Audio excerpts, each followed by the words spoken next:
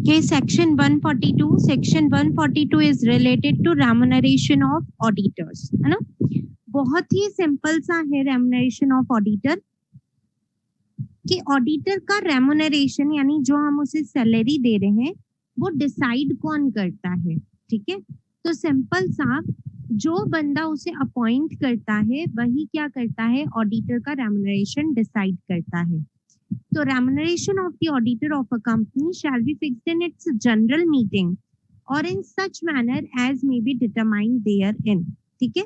क्योंकि normally auditor को कौन अपॉइंट करता है, नॉन गवर्नमेंट कंपनी के केस में जनरल मीटिंग के अंदर ऑडिटर अपॉइंट होता है, ठीक है? तो वहां पे आपका रेमुनरेशन भी कौन डिसाइड करेगा, शेयर होल्डर्स ही आपका रेमुनरेशन डिसाइड करेंगे। तो क्या लिखा है, first word shall be fixed in its general meeting।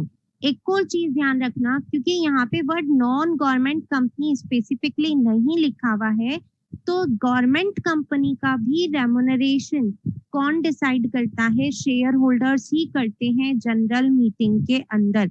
CAG decide नहीं करता है। अपॉइंट कौन करता है, सीएजी, बट रेमुनरेशन कौन डिसाइड करता है, ऑब्वियसली शेयर होल्डर्स ही करेंगे, तो शेयर होल्डर डिसाइड करते हैं। क्लियर, सबको समझ में आया यहाँ तक? ऑडिटर का रेमुनरेशन कौन डिसाइड करता है, जनरल मीटिंग में डिसाइड होता है, मीन शेयर होल्डर डिसाइड करते हैं। और in such manner as may be determined therein, या फिर जनरल मीटिंग के अंदर कोई मैनर प्रिस्क्राइब कर दिया कि भाई रेमुनरेशन इस तरीके से निकाला जाएगा, कोई मैनर प्रिस्क्राइब कर दिया। मैनर कुछ भी हो सकता है, ठीक है? तो उस मैनर के अकॉर्डिंग क्या होएगा, ऑडिटर का रेमुनरेशन डिसाइड किया जाएगा। नॉर्मली 99% आपके ऑब्जेक्टिव के अंदर यही क्वेश्चन आएगा, रेमुनरेशन कौन डिसाइड करता है, तो जनरल मीटिंग में डिसाइड करते हैं। अब आगे सेकंड लाइन दी हुई प्रोवाइडेड दैट करके, ये क्यों दिए कि अगर फर्स्ट ऑडिटर अपॉइंट होता है बोर्ड ऑफ डायरेक्टर्स के थ्रू, क्योंकि फर्स्ट ऑडिटर अपॉइंट करने का राइट किसके पास है, बोर्ड ऑफ डायरेक्टर्स के पास है 30 डेज के लिए। In that case board he remuneration decide करेगा, ठीक है? फर्स्ट ऑडिटर का रेमुनरेशन कौन डिसाइड करता है, बोर्ड, क्योंकि अपॉइंट भी कौन कर रहा है, बोर्ड। बट अगर मेंबर्स ने अपॉइंट किया, बट अगर फर्स्ट ऑडिटर मेंबर्स ने अपॉइंट किया तो रेमुनरेशन कौन डिसाइड करेगा, मेंबर्स ही करेंगे, ठीक है? समझ में आया? यस। हाँ, एक बार फिर से बता देती हूँ मैं। Section 142 most important for objective type questions. Subjective में आएगा ही नहीं, है ना? आएगा तो कहाँ पे आएगा, केवल ऑब्जेक्टिव के अंदर। क्या बोल रहा है ये क्वेश्चन कि रेमुनरेशन डिसाइड कौन करता है? तो गवर्नमेंट कंपनी के केस में रेमुनरेशन शेयर होल्डर्स डिसाइड करते हैं, ठीक है? अब हम आते हैं नॉन गवर्नमेंट कंपनी के केस में। नॉन गवर्नमेंट कंपनी के केस में आप ऐसे याद रखो कि जो अपॉइंट करता है ना वही रेमुनरेशन डिसाइड करता है। क्या वर्ड्स याद रखने, जो अपॉइंट करता है वही रेमुनरेशन डिसाइड करता है। अगर फर्स्ट ऑडिटर को बोर्ड ऑफ डायरेक्टर ने अपॉइंट किया तो रेमुनरेशन कौन डिसाइड करेगा, बीओडी। बीओडी के पास तो कितने दिन के लिए राइट होता है, ये 30 डेज। 30 days। इन्होंने ये राइट एक्सरसाइज नहीं किया, ये राइट किसके पास चला गया, मेंबर्स के पास में। शेयर होल्डर्स के पास। नाउ शेयर होल्डर्स ने फर्स्ट ऑडिटर अपॉइंट किया, तो अब रेमुनरेशन कौन डिसाइड करेगा, share holders. Now subsequent auditor हमेशा कौन डिसाइड करता है, शेयर होल्डर्स। तो रेमुनरेशन भी कौन डिसाइड करेगा, शेयर होल्डर्स। है ना? तो शेयर होल्डर्स कहाँ पे करेंगे, ऑब्वियसली जनरल मीटिंग में करेंगे। क्लियर, समझ में आ गया सेक्शन 142 का सबसेक्शन 1? Yes ma'am. है ना? स्पेसिफिकली याद क्या रखना है, गवर्नमेंट कंपनी के केस में रेमुनरेशन कौन डिसाइड करता है, शेयर होल्डर्स, है ना? नाउ सबसेक्शन 2 समझा रही हूँ। सबसेक्शन 2 अच्छे से समझिएगा, क्या बोल रहा है ये, द रेमुनरेशन अंडर सबसेक्शन 1 शैल, मतलब रेमुनरेशन का अमाउंट क्या होगा वो हमें ये बता रहे, कोई फिगर नहीं दिया हुआ है, इस तरीके से लैंग्वेज दी हुई है सिर्फ। क्या सिंपल सी बात समझो कि मैंने आपको ऑडिटर अपॉइंट किया, आपकी फीस मैंने डिसाइड करी 1,00,000 रुपए। आपकी फीस मैंने कितनी डिसाइड करी? 1,00,000 रुपए। अभी अभी जैसे किसी ने मुझसे कहा था कि भाई आपकी ब्रांचेस अलग अलग जगह है, आपका होटल और सबका खर्चा तो वो भी मुझे ही बेयर करना होता है। ठीक है, आप रुके होटल के अंदर, आपने खाना खाया, आपने वहां पे होटल से मेरे ऑफिस तक आए, इन सब का खर्चा लगा 20,000 रुपए। इन सब का खर्चा लगा 20,000 रुपए। ठीक है, आप आपकी जगह से आपके मेरी ब्रांच ऑफिस तक गए, उसका फेयर लगा 2,000 रुपए। तो मैंने टोटल मेरी ऑडिट करवाने के लिए कितना खर्चा किया? मैम 1,00,000 तो रेमोनेशन है, उसके अलावा जो एक्सपेंसेस थे वो 22,000 रुपए ये एक्सपेंसेस, टोटल इज 1,22,000। ठीक है, अब सिंपल सी बात, मेरा रेमोनरेशन कितना, सॉरी ऑडिटर का रेमोनरेशन कितना माना जाएगा? 1,22,000, है ना। आप ये नहीं बोल सकते कि ये खर्चा मैंने नहीं किया है। भाई ये खर्चा आपने ऑडिट के लिए किया है। अगर मान लो आप बोलते कि ऑडिटर साहब आपको ही ये सारा खर्चा करना है, तो वो 1,00,000 रुपए फीस लेता या बढ़ाकर के फीस लेता? बढ़ाकर लेता। वो कहता कि आप मुझे 1.5 लाख रुपए दे देना, होटल रुकना खर्चा पानी सब मेरा, तो रेमोनरेशन कितना होता? 1,50,000। वो उसका खुद का खर्चा बियर कर रहा है। बट इनडायरेक्टली क्या हुआ यहाँ पे, आपने उन्हें कहा कि आपकी फीस 1,00,000 रुपए, रहना खाना पीना सब हमारा। तो ऑब्वियसली वो चीजें क्यों हो रही है? ऑडिट करने के लिए हो रही है, ऑडिटर के लिए हो रही है। तो that all expenses are included in the remuneration of the auditor, जो कि किए गए हैं, जो which is incurred in connection with the audit. Okay, clear सबको? Yes ma'am. है ना। अच्छा, अब ये बताइए कि ऑडिटर आपकी कंपनी के जीएसटी रिटर्न्स भी भर सकता है ना। प्रोहिबिटेड सर्विसेज में हमने पढ़ा क्या कहीं पे कि मैं आपका सर्विस टैक्स रिटर्न नहीं भर सकती, जीएसटी रिटर्न या इनकम टैक्स रिटर्न ऐसा नहीं पढ़ा, है ना। तो हम आपके रिटर्न्स भर सकते हैं, चाहे वो कोई से भी रिटर्न हो, पीएफ, ईएसआई, कोई भी रिटर्न हो, है ना, क्योंकि हमें वहां पे रोका नहीं है। तो अगर मैं उसके लिए आपसे लाइक जीएसटी रिटर्न के 1,000 रुपए में चार्ज करती हूँ पर रिटर्न, तो क्या वो मेरा रेम्युनरेशन ऑफ ऑडिटर है? No ma'am.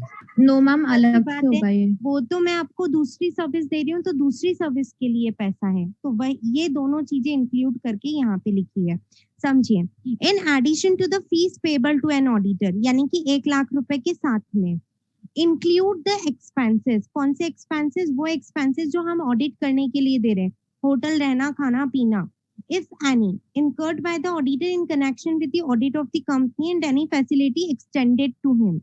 ठीक है, मतलब हम ऑडिट करवाने के लिए कोई भी पैसा खर्च कर रहे हैं, ऑडिटर कर रहा है, बाद में हमसे रीइंबर्समेंट ले लेगा, ठीक है, या फिर हमने खुद ने वो फैसिलिटी उसको डायरेक्टली दी है, तो वो दोनों ही चीजें हमारे रेम्युनरेशन के अंदर इंक्लूड की जाएगी।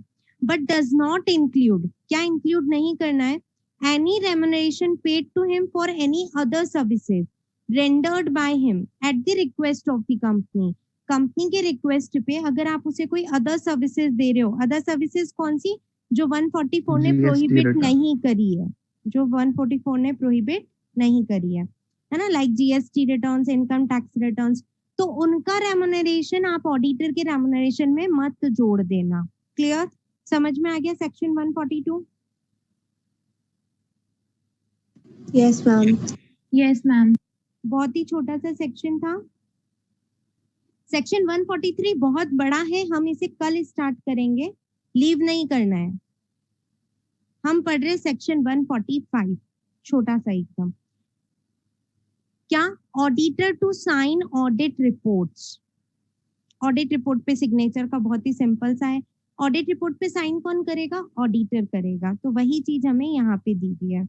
The person appointed as an auditor of the company shall sign the auditor's report or sign or certify any other document of the company in accordance with the provisions of subsection 2 of section 141। हमने पढ़ा था ना section 1 कि हमें एक return consent देना पड़ता है और एक सर्टिफिकेट देना पड़ता है ऑडिट कमेटी के टाइम पे, हमने पढ़ा था। Yes ma'am. ठीक है, तो यहाँ पे वही बोल रहे हैं कि जो ऑडिटर होता है वही उस रिटर्न कंसेंट और सर्टिफिकेट को साइन करेगा, जो ऑडिटर होता है वही ऑडिट रिपोर्ट को साइन करेगा। अगर कोई और डॉक्यूमेंट है जो एज एन ऑडिटर आपको सर्टिफाई करने पड़ेंगे या साइन करने पड़ेंगे कंपनी के लिए, तो वो सिर्फ और सिर्फ कौन कर सकता है? ऑडिटर कर सकता है। बहुत ही सिंपल सी बात है, कुछ भी समझाने लायक नहीं है। And the qualifications, observations or comments on financial statements or matters which have any adverse effect on the functioning of the company mentioned in the auditor's report shall be read before the company in general meeting and shall be open to inspection by any members of the company. ये जो इतना बड़ा word लिखा है ना, qualification, observations, ये सब क्या है? ऑडिट रिपोर्ट के अंदर क्या मैटर्स लिखे जाएंगे वो चीजें हैं। ये हम कब समझ पाएंगे ये वर्ड्स? जब हम ऑडिट रिपोर्ट चैप्टर पढ़ेंगे, जो हमने अभी पढ़ा नहीं है। तो सिर्फ क्या समझना है हमें अभी? ऑडिट रिपोर्ट पे साइन कौन कर सकता है? ऑडिटर कर सकता है, ठीक है। नाउ ऑडिटर के पास में ये राइट है क्या कि आप इस ऑडिट रिपोर्ट को जनरल मीटिंग में रीड कर सकते हैं। आप इस ऑडिट रिपोर्ट को जनरल मीटिंग के अंदर रीड कर सकते हैं। आपने इस ऑडिट रिपोर्ट में जो भी ऑब्जर्वेशंस लिखे हैं, अपने कमेंट्स लिखे हैं, अपने जो भी अपनी क्वालिफिकेशंस लिखी है, वो हर एक चीज आप ऑडिट जनरल मीटिंग के सामने पढ़ सकते हैं। और अगर मान लो कोई मेंबर जनरल मीटिंग में प्रेजेंट नहीं हो पाया, ठीक है, तो उसने आपकी बातें तो सुनी ही नहीं, तो उसके पास में, मेंबर के पास में भी ये राइट है कि वो आपकी ऑडिट रिपोर्ट इंस्पेक्ट कर सकता है, ठीक है, इंस्पेक्ट कर सकता है। इवन ऑडिट रिपोर्ट तो कोई भी इंस्पेक्ट कर सकते हैं, पब्लिक डॉक्यूमेंट होता है इसलिए, ठीक है। तो सेक्शन 145 बहुत ही सिंपल, एक्चुअली एग्जाम में आएगा ही नहीं, आएगा तो सिर्फ ऑब्जेक्टिव टाइप कितना सा कि ऑडिट रिपोर्ट पे साइन कौन करेगा? तो ऑडिटर साइन करेगा। Clear section 145? Yes ma'am.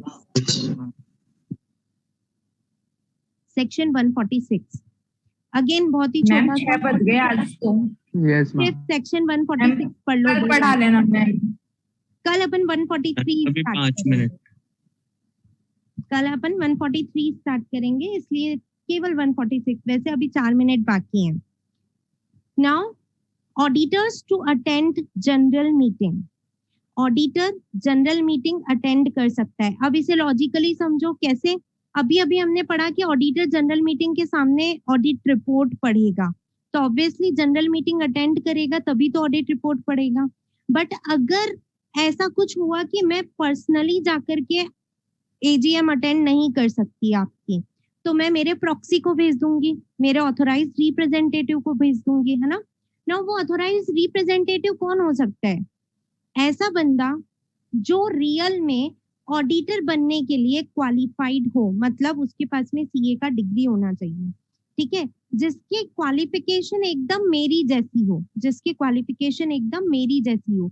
यहाँ पे ये जरूरी नहीं है कि उसके पास में सीओपी हो, क्योंकि वो ऑडिटर बनने नहीं जा रहा है, वो आपका सिर्फ ऑथोराइज्ड रिप्रेजेंटेटिव बनने जा रहा है। तो जो जिसका क्वालिफिकेशन मेरे जैसा हो, मतलब जो सीए हो, वो जनरल मीटिंग में जाकर के मेरी प्रॉक्सी दे सकता है। वहां पे वो ऑडिट रिपोर्ट रीड कर सकता है, मेंबर्स की कोई क्वेरी है तो वो सॉल्व कर सकता है। तो यहाँ पे क्या बोल रहे हैं? All notices of and other communications relating to any general meeting. General meeting से रिलेटेड कोई भी नोटिस या अदर कम्युनिकेशन हो रहा है तो वो कम्युनिकेशन ऑडिटर को भी जाएगा, कंपल्सरीली ऑडिटर को भी जाएगा। shall be forwarded to the auditor of the company and the auditor shall, है ना, ऑडिटर का ड्यूटी है, वर्ड क्या आया है? Auditor shall, unless otherwise exempted by the company। Company ने अगर उसे एग्जाम्पशन दे दिया तो बात अलग है, कंपनी ने कहा भाई तू मत आना जनरल मीटिंग में, तो बात अलग है। अदरवाइज उसका ड्यूटी है कि उसे क्या करना पड़ेगा? जनरल मीटिंग अटेंड करना पड़ेगा। The auditor shall, unless otherwise exempted by the company, attend either by himself or through his authorized representative। या तो खुद अटेंड कर ले या ऑथोराइज्ड रिप्रेजेंटेटिव को भेज देगा। ना ऑथोराइज्ड रिप्रेजेंटेटिव कौन हो सकता है? who shall also be qualified to be an auditor, जो कि ऑडिटर बन सकता है, वही बंदा ऑथोराइज्ड रिप्रेजेंटेटिव भी हो सकता है।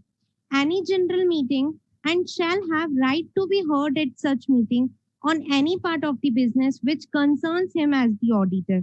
उसको क्या ड्यूटी है कि उसे अटेंड करना पड़ेगा जनरल मीटिंग को, और उसके पास राइट क्या है कि वो उस मीटिंग के अंदर बोल सकता है। किन मैटर्स पे बोल सकता है? जहां पे वो ऑडिटर के ऊपर बात आ जाती है। जैसे मेरी ऑडिट रिपोर्ट के रिगार्डिंग कोई कुछ पूछ रहा है तो मैं वहां पे बोल सकती हूँ, है ना।